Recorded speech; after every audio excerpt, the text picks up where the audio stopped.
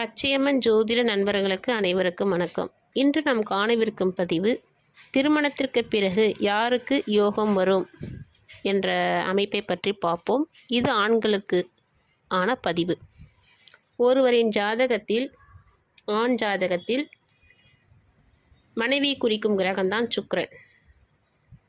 சனி பகவான் பார்த்தீங்கன்னா கர்மகாரகன். இது அனைவருக்குமே பொருந்தும். ஆணாக இருந்தாலும் சரி, பெண்ணாக இருந்தாலும் சரி, சனி பகவான் கர்மகாரகன். இந்த சுக்கிரனை கர்மகாரகன் சனி பகவான் இணைவு பெற்றாலோ, அதாவது சேர்ந்திருந்தாலோ அல்லது அவரை பார்த்தாலோ, ஏதேனும் வகையில் சம்பந்தம் பெற்றிருந்தாலோ திருமணத்திற்கு பிறகு கண்டிப்பாக யோகம் வரும். அடுத்து சனி நின்ற ராசியிலிருந்து 1, 5, 9, 3, 7, 11, 2, 12வது இடத்தில் சுக்கிரன் இருந்தால் யோகம் கண்டிப்பாக வரும். எடுத்துக்காட்டாக, இப்போ உங்கள் ஜாதகத்தில் சனி பகவான் மேஷத்தில் அமர்ந்திருந்தால் மேஷம், மிதுனம், தனுசு, சிம்மம், துலாம், ரிஷபம், மகரம், மீனம், மகரம் வராது, கும்பம்.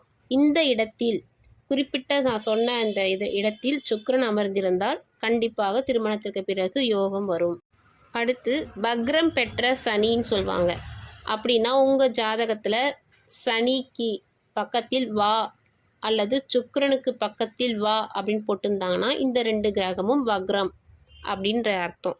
இப்போது வக்ரம் பெற்ற சனிக்கு 12இல் சுக்கிரன் இருந்தாலோ அல்லது வக்ரம் பெற்ற சுக்கிரனுக்கு 12இல் சனி இருந்தாலோ திருமணத்திற்கு பிறகு யோகம் வரும். 12 அப்படி என்ன இடத்த குறிக்கும்னா, சுக்கிரன் இருக்கும் இடத்திலிருந்து நீங்கள் 1, 2, 3 அப்படி எண்ணிட்டே வரும்போது 12வது இடம் எங்கே முடியுதோ அந்த இடத்துல சனி இருந்தால் சுக்கிரன் வக்ரம் பெற்றிருந்தால் சனி பகவான், இந்த அமைப்பு இருந்தால் கண்டிப்பாக திருமணத்திற்கு பிறகு யோகம் வரும். பரிவர்த்தனை என்ற அமைப்பு ஒன்று இருக்குது. பரிவர்த்தினா இப்போது சனி பகவானுடைய வீடு மகரம், கும்பம். இந்த 2 வீடும் தான் சனி பகவானுடைய சொந்த வீடு. இப்போ எடுத்துக்காட்டுக்குன்னு சொன்னீங்கன்னா சிம்மம் சூரிய பகவானுடைய வீடு. இப்போ இவர்கள் இருவரும் இப்போ கும்பத்தில் சூரியன் அமர்ந்திருந்து சிம்மத்தில் சனி இருந்தால் இது பரிவர்த்தனை. அல்லது சூரியன் மகரத்தில் அமர்ந்திருந்து சனி சிம்மத்தில் அமர்ந்திருந்தால் இதுவும் பரிவர்த்தனை. சூரிய பகவானுக்கு ஒரே ஒரு வீடு தான், சனி பகவானுக்கு தான் 2 வீடு.